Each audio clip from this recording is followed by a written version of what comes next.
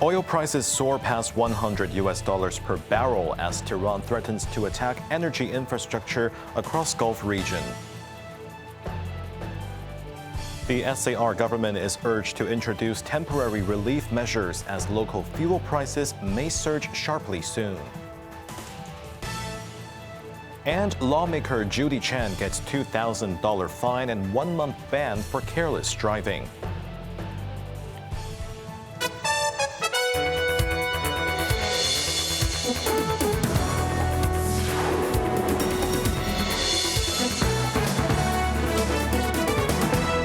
Good evening, you're watching Cable News. I'm Jeremy Ju. As war escalates in Iran, oil prices soar past $100 a barrel for the first time since 2022.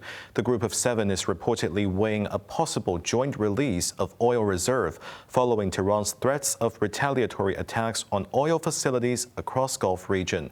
Quentin Yang has more. Huge fires burned in Iran's capital on Sunday, smothering the city in black smoke. 4 oil depots and a petroleum logistics site in and around Tehran were hit overnight, killing at least 6 people. The oil refinery is the first civil industrial facility targeted since the war began a week ago, prompting threats from Tehran. If you can tolerate oil at more than $200 per barrel, continue this game, said a spokesperson for Iran's Revolutionary Guards, adding Iran would retaliate and attack oil facilities in neighboring countries. A senior Iranian official also warned that Iran will not give up control of the Strait of Hormuz until it achieves its desired results. Currently, traffic through the strait has ground to a virtual halt. Major oil-producing countries are unable to ship crude to road markets and running out of places to put it. Iraq has cut output by more than 2/3, while tanks in Kuwait were next to fill up. As a result, global oil prices have jumped above $100 per barrel on Sunday, the first time it crossed that mark since Russia's invasion of Ukraine in 2022. Meanwhile, Goldman Sachs warned that oil prices could reach $150 per barrel by the end of the month, amid severe disruption in crude flows. U.S. President Donald Trump, in a social media post, called surging oil costs a very small price to pay, noting short-term oil prices will drop rapidly when the destruction of the Iran nuclear threat is over. To address the energy crisis, Financial Times reported that G7 finance ministers are planning for a possible coordinated release of strategic crude stockpiles. Quentin Yang, Cable News. As global oil prices skyrocket, Hong Kong's automotive industry warned that local diesel and petrol prices will surge once existing stockpiles run out. Industry leaders are urging the government to roll out measures to ease the burden on drivers. Cheryl Yun reports. Ongoing tensions in the Middle East continue to send shockwaves through global energy markets, with damaged infrastructure disrupting oil production and driving sharp price increases. Local automotive industry representatives said Hong Kong's oil companies have stockpiles that could last 2 to 3 weeks. But once those reserves are depleted, pump prices are expected to rise significantly. Oil prices will definitely hit everywhere around the world, said Ringo Lee, governor and honorary life president of the Hong Kong-China Automobile Association. When oil companies place new orders this week, Hong Kong's petrol and diesel prices could rise immediately.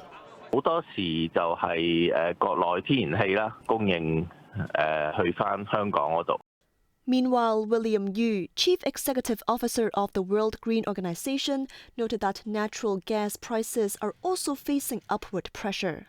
He explained that while the mainland supplies much of Hong Kong's natural gas and has remained relatively stable so far, about 12% of the city's natural gas comes from Qatar, primarily for HK Electric's supply. The extent of any impact on fuel costs and thus electricity bills will depend on how long the fighting lasts and how widely it spreads, Yu said. He cautioned that even though Hong Kong relies on the Middle East for a small portion of its energy, disruptions there will ripple through other regions and eventually push up local energy costs. Cheryl Yun, Cable News. A surge in oil prices sent shockwaves through Asian markets, triggering a broad sell-off, although Hong Kong stocks painted a more complex picture as energy heavyweights soared to record highs. Quentin Yang wraps up the Asian stocks. The renewed turmoil sparked by escalating conflict in the Middle East saw Tokyo's Nikkei 225 index plummet more than 8% at one point, its worst intraday drop since the global tariff war erupted last year, before closing down over 5%. South Korea's KOSPI index was also hammered, tumbling nearly 9% and triggering a circuit breaker, eventually ending the session almost 6% lower. Meanwhile, Taiwan's TAIEX plunged 4.4% in its steepest daily decline in 11 months. Hong Kong's market felt the heat, but showed sharp divergence. The Hang Seng Index nosedived more than 800 points in early trade, breaching the 25,000-point level and the 250-day bull-bear demarcation line. However, it staged a dramatic recovery to close just 348 points lower at 25,408. Trading was red hot, with turnover hitting a staggering $392.3 billion, while property developers and tech names took a battering on renewed inflation fears. Sun Hung Kai Properties hit a one-month low and Alibaba dipped over 1%. The oil majors were on fire. CNOOC surged more than 3% to a fresh all-time high, while PetroChina grew over 2%, touching levels not seen in more than 13 years. The buying frenzy even spilled into smaller players, with oil-field service firm Shandong Molong Petroleum Machinery skyrocketing as much as 96% during the session. Quentin Yang, Cable News. Hong Kong legislator Judy Chan has been slapped with a $2,000 fine and a one-month driving ban after a judge ruled her decision to drive the wrong way down a city street was not a simple mistake, but a deliberate act. Quentin Yang again has the story. The New People's Party lawmaker appeared in Eastern Magistrates Courts today, where she pleaded guilty to one count of careless driving. The charge stems from an incident on the morning of January 23rd, when Chan was captured on video driving her black car against the flow of traffic on Jeffy Road in Wan Chai, directly towards oncoming fire engines.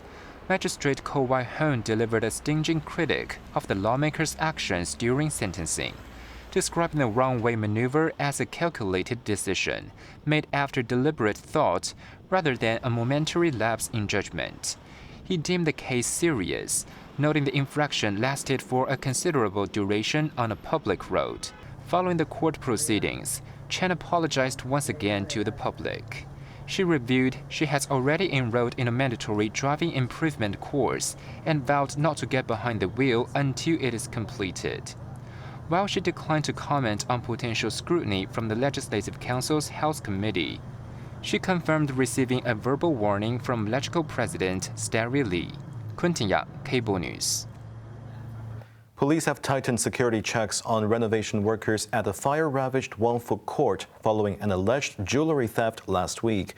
Workers are now required to store valuables in lockers before entering the estate and undergo body searches upon departure. Evelyn Bai reports. With building reinforcement works resuming today, each worker needs to put their personal belongings in lockers, and they're not allowed to bring more than $500 in cash. Police will conduct a body search using metal detectors when they leave. This worker said keeping valuables in lockers is a normal procedure to safeguard everyone. Another worker observed that burglaries at construction sites are uncommon, saying that if the heightened security measures were implemented after just one incident, it seems a bit excessive. 3 workers were arrested last week on suspicion of stealing $90,000 worth of gold jewelry from a flat at Wong Tai House, prompting a temporary suspension of the works. Meanwhile, residents continue to urge authorities to allow early access to retrieve their belongings. The government reiterated that, for safety reasons, reinforcement works must be completed before residents can return to their flats, with access expected as early as late April. 應該話係俾我哋嘅居民上去執咗啲嘢上。 Flat owner Ao Young said authorities should have allowed residents to collect their possessions before workers entered. Who can we blame now if anything goes missing? He asked.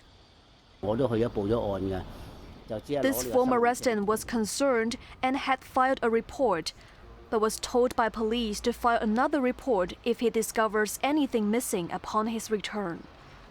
Evelyn Bai, Cable News. Back to the Middle East, Mojtaba Khamenei, son of assassinated former Supreme Leader Ayatollah Ali Khamenei, has been chosen as Iran's new Supreme Leader, signaling that hardliners remain firmly in charge. U.S. President Donald Trump did not welcome the appointment, warning the new leader may not last long in office.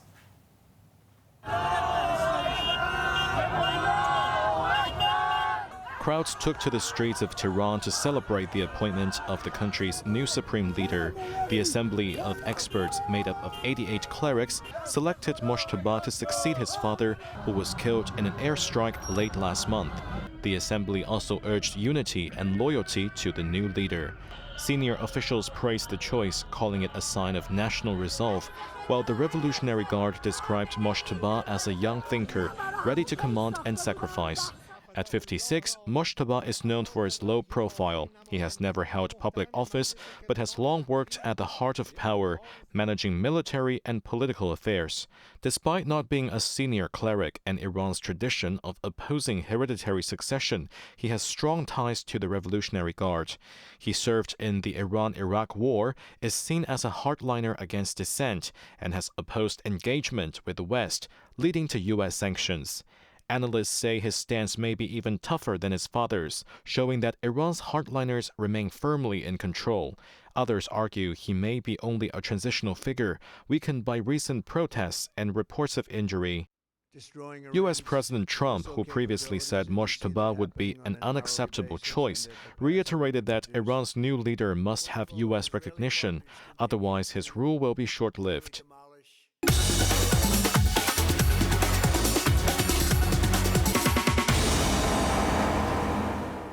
Consumer inflation on the mainland surged to its highest level in more than 3 years, driven by a record-low 9-day Lunar New Year holiday that boosted consumer spending. Evelyn Bai shares the details. The Consumer Price Index rose 1.3% year-on-year in February, following a 0.2% uptick in January, according to the National Bureau of Statistics. The reading marked the 5th consecutive month of gains and the strongest rally since January 2023. On a monthly basis, the CPI gained 1% last month, beating market expectations. Food prices climbed 1.7% last month, reversing a 0.7% decline in January. Prices of fresh vegetables surged 10.9% year-on-year, contributing about 0.19 percentage points to the CPI. Rising gold costs continue to fuel inflation, with gold jewelry prices soaring 76.6% last month year-on-year. Core CPI, which excludes volatile food and energy prices, rose 1.8% year-on-year compared with the 0.8% rise in January. NBC attributed a notable CPI increase to the long public holiday, as several holiday-related items became more expensive last month, including flight tickets, transportation rentals, travel agency charges, and pet services. Meanwhile, the Producer Price Index, a main gauge of factory gate prices, declined 0.9% from a year earlier, the smallest drop since July 2024. Evelyn Bai, Cable News. Onto the weather now. Mainly cloudy, 1 or 2 light rain patches tonight and tomorrow morning. Cool in the morning with a minimum temperature of about 16 degrees. Bright periods in the afternoon with a maximum temperature of around 20 degrees. That's our news tonight. I'm Jeremy Ju. Thanks for watching and good night.